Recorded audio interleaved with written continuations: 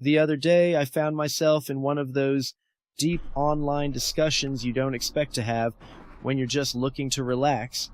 It started in a flat earth theory forum. Don't ask how I ended up there. And I came across a user who identified themselves as a theoretical mathematician. Let's call them Dr. Lens.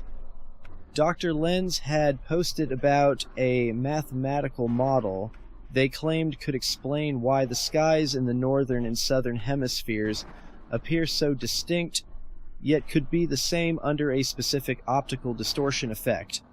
Intrigued, I reached out for a private chat. So, I began, "You're saying the northern and southern skies are the same?" "Yes," Dr. Lens replied, "but only if you account for a distortion lens hovering above a flat surface. This lens would bend light in such a way that the star positions appear different in each hemisphere, yet they're actually the same sky being projected." They explained that their formula combined sinusoidal distortion and rotational symmetry to create this effect. Imagine stars at the North Pole and the South Pole being the same, but viewed through a lens that bends light differently depending on the angle. This lens creates a warped but consistent projection. Dr. Lens even shared an example. Stars like Polaris in the northern hemisphere and the Southern Cross in the south could theoretically be the same objects, distorted by the lens to appear in distinct positions. "Okay," I said, but what about the sun? How do you explain the 24-hour sunlight at the poles?" "That's where the lens gets even more interesting," Dr. Lens replied. "If we position the sun above the lens, the light would bend in such a way that it appears to circle around the poles during their respective summers.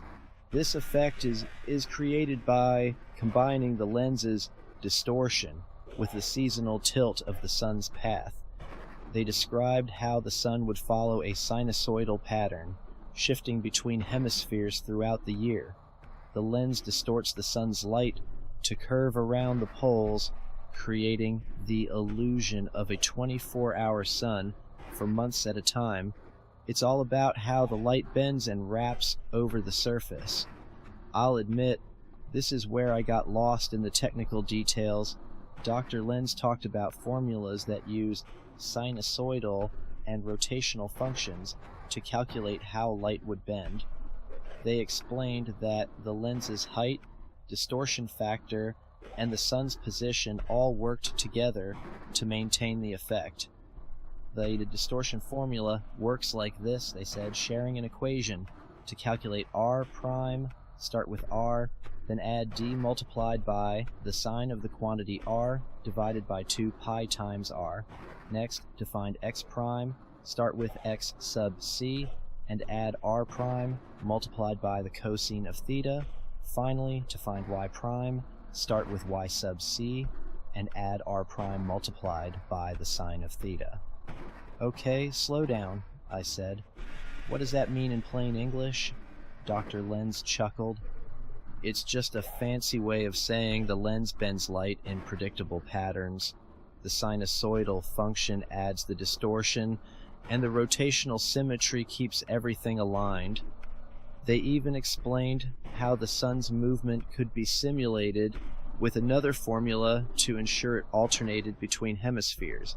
"So, if your theory works," I asked, "what does that mean for astronomy?" "It means we've misunderstood celestial mechanics," Dr. Lens said. "If this lens exists, not only explains the shared sky, but also challenges the heliocentric model, it would mean that what we see in the sky is less about actual positions and more about how light interacts with the lens." They also claimed that this model could account for phenomena like the apparent rotation of the stars, clockwise in the south, counterclockwise in the north. "It's all about perspective," they said. "What's the point?" As the conversation wound down, I asked Dr. Lens why they thought this theory was worth exploring. "Because it challenges what we think we know," they said. Science isn't about accepting the current model. It's about questioning it. Even if this lens theory turns out to be wrong, it forces us to look at the data in a new way. I left the chat feeling a strange mix of curiosity and skepticism. Was Dr. Lens onto something? Or was this just another elaborate thought experiment? Either way, I couldn't stop thinking about it.